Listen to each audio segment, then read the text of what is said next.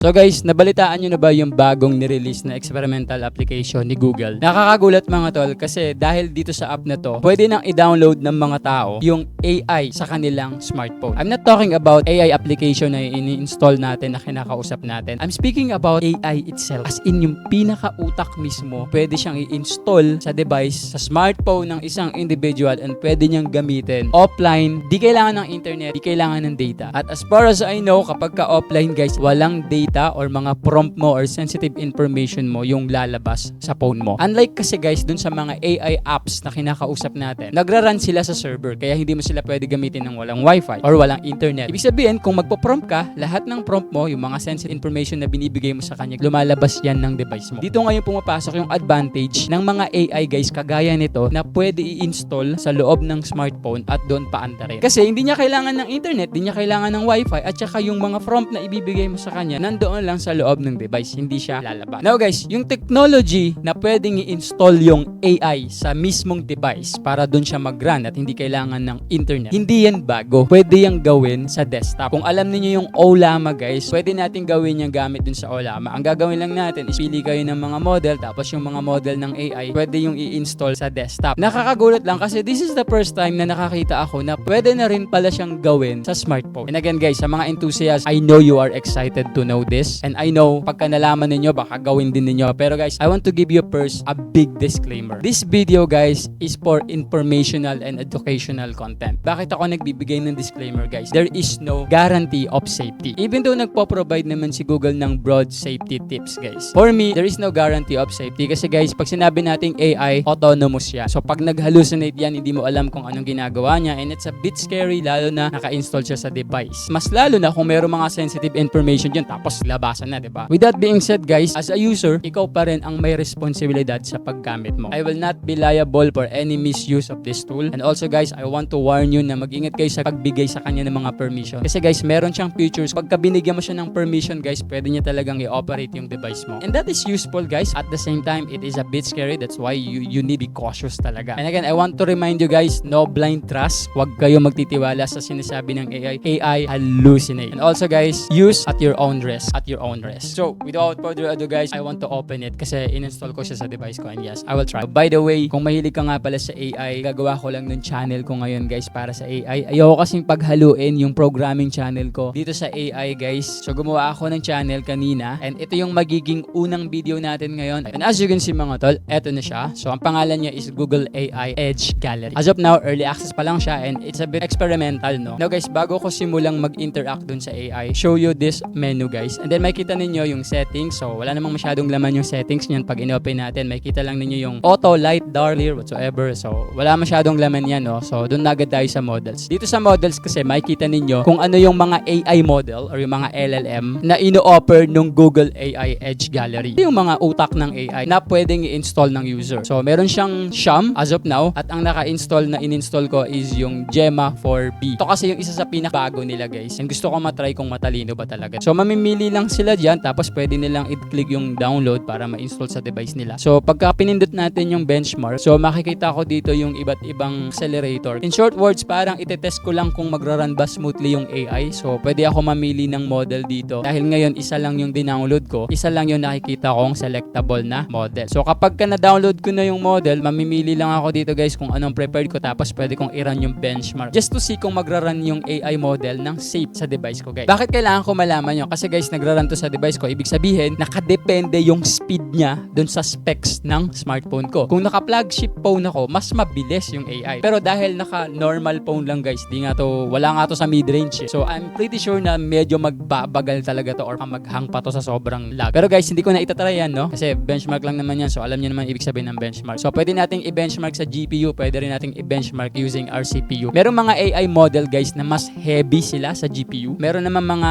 AI model na mas heavy sila sa CPU. So I just want to inform you. Now, back na ako guys dun sa ating list of models. And as you can see rito, meron na nga akong Gemma 4. So i-close ko na tong list of models. Tapos makikita natin dito sa pinaka main interface niya yung mga bagay na pwede nating gawin sa kanya. Actually guys, pag pinindot natin yung try it dito, yan din yung makikita natin eh. Kaya wag na tayo dyan, no? Doon na tayo sa main interface. Dito guys, makikita natin lahat ng use cases. Kumbaga yung mga pwedeng ipagawa ng mga user dun sa AI guys. Okay? And as you can see, number 1 dito is yung Ask image. So, alam naman siguro natin ibig sabihin ng ask image. Ibig sabihin, merong mga AI model na kayang makipag-interact sa image. So, i-click ko lang to guys para mas maintindihan natin. So, pag inopen ko yung ask image, makikita ninyo, meron ditong list of models. So, itong mga list of models na to, nandun din to sa Sham. Kasi Sham lang naman talaga sila lahat guys. Ibig sabihin lang, ito lang yung mga list of models na may capacity na mag-interact or mag-process ng image. Pagka kaya niyang bumasa ng image guys, syempre, pwede mo siyang tanungin tungkol sa image, pwede mo ipa-describe yung image sa kanya. So, something like that, okay? And I think sobrang useful nito kapag nag-travel yung isang user, tapos wala kang internet, tapos nasa ibang bansa ka, and then yung hindi mo maintindihan yung signage, pang lingwahe. So, pwede mong tanungin yung AI na nakatira dun sa phone mo, no? So, yung mga AI models na kayang mag-process ng image, guys, is mostly yung mga Gemma. So, pag sinabi kasi natin Gemma, as far as I know, galing siya kay Google, no? So, pag kinlik ko yung try it, makikita lang natin dyan yung normal na interface ng AI. So, meron ditong chat box, tapos, ayan, naglo-loading yung ating AI model dito. And yung mga AI dito, guys, hindi siya kasing level nila ChatGPT 4.0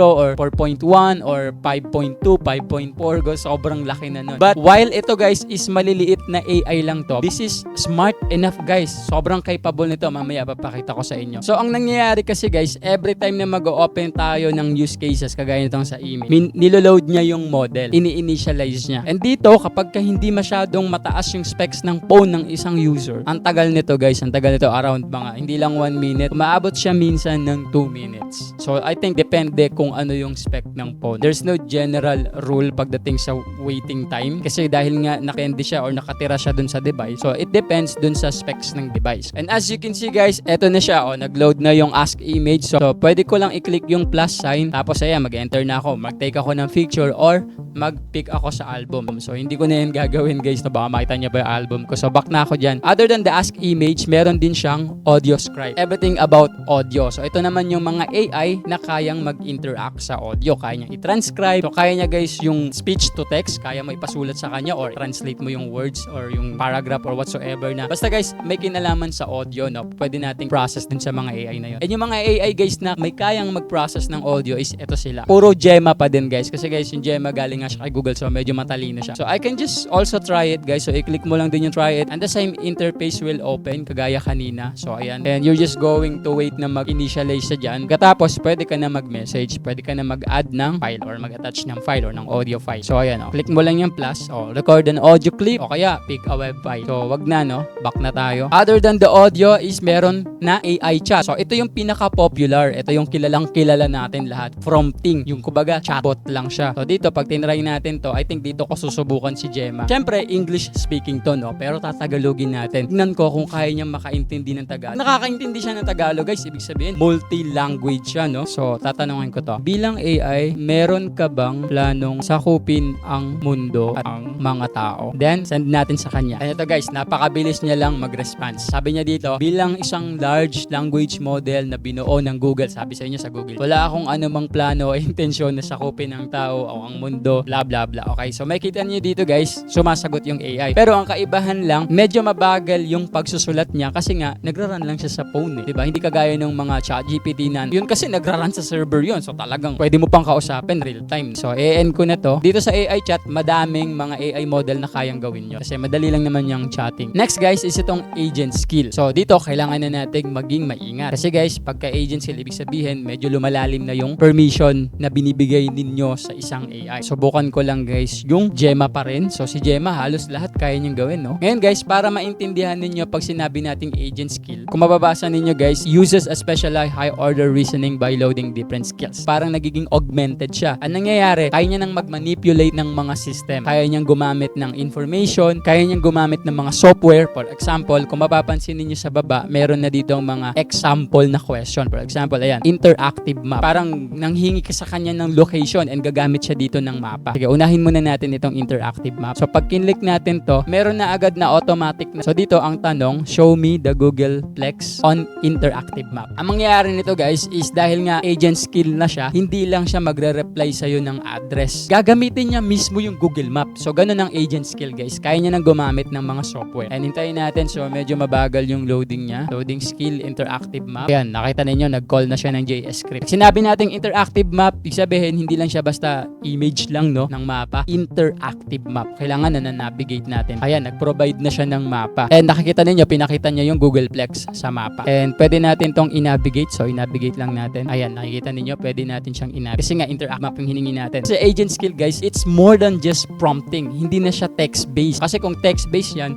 sa'yo yung mismong address. Pero dito, gumamit na siya ng map. So, agent skill na yan, guys. So, labas na tayo dyan. Ito naman tayo sa iba. Now, ang next nyan is itong prompt lab. So, itong prompt lab, guys, it's more on prompt engineering or experimentation sa prompt engineering. Usually, ang gumagamit nito is mga developers and content creators. So, pag kinlik ko yung try it, Gemma 4 pa din, makikita ninyo na merong 4 na tab dito. Preform, magre-response siya sa'yo in preform. Yung ikalawa is rewrite tone. For example, may nakita kang article or content online. Tapos, binigay mo sa kanya, i-rewrite niya yon. Okay? Paparaphrase niya, ibahin niya yung tone. Meron naman, summarize text, kung gusto mo na i-summarize niya. Meron naman, code snippet. Pag gusto mo ng code, kumbaga, pwede rin siya mag-generate ng code, guys. So, yun yung kaibahan. Kaya siya tinawag na prompt lab kasi makita ninyo, meron ng iba't ibang template na sinusundan yung prompt. Pa-rewrite, pa-summarize, or code snippet, or preform. Now, ang gagawin ko is magta-type ako dito. Sabihin natin, can you generate a hello world code in Python? So, ayun yung papagawa ko sa kanya. Now, pwede naman sa code snippet, pero subukan ko sa preform, no? Tignan natin. So, kailangan sa preform, hindi lang siya basta magre-response, magbibigay din siya ng code. Okay? So, send ko na yan. And then, yung response niya, guys, is dito naman malalagay sa baba. And as you can see, mga tol, ayan, nagre-response na siya. Here are few ways to write a hello world program in Python. Then, how simple you want it.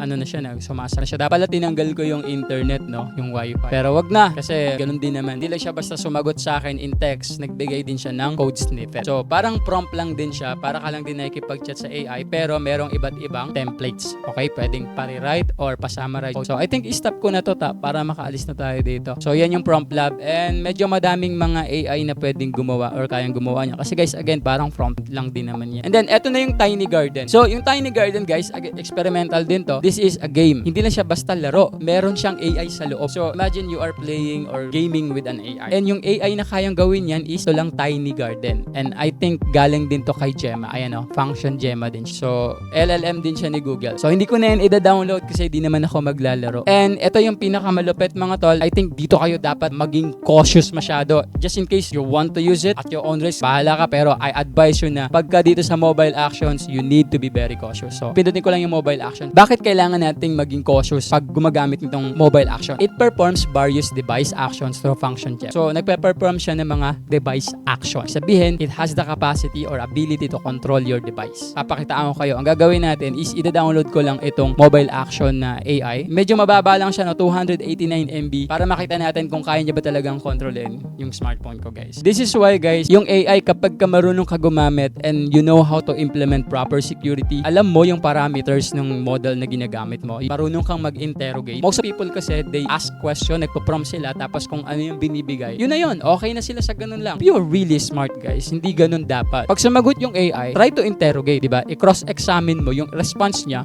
kung tama ba talaga yan? Like, what if that fail, diba? So, ayan, nakita natin na it's fully downloaded. So, subukan na natin yung mobile action. Record audio. Now, kaya pala siya naghihingi ng record audio kasi pwede ng hold to talk. Pero ayoko munang gamitin yung hold to talk. Meron kasi siya dito, guys, ng mga simple commands sa baba para matry natin agad, no? So, ang gagawin ko, flashlight on. As you can see, guys, papakita ko sa inyo. Hahawakan ko yung device ko. Ito siya. Hindi ko yan pipindutin, pero susubukan nating utusan yung turn niya yung flashlight. So, hindi ko ikakat yung video, guys, ha. Isasend ko yung flashlight on. Tignan natin kung mag-on ba yung flashlight.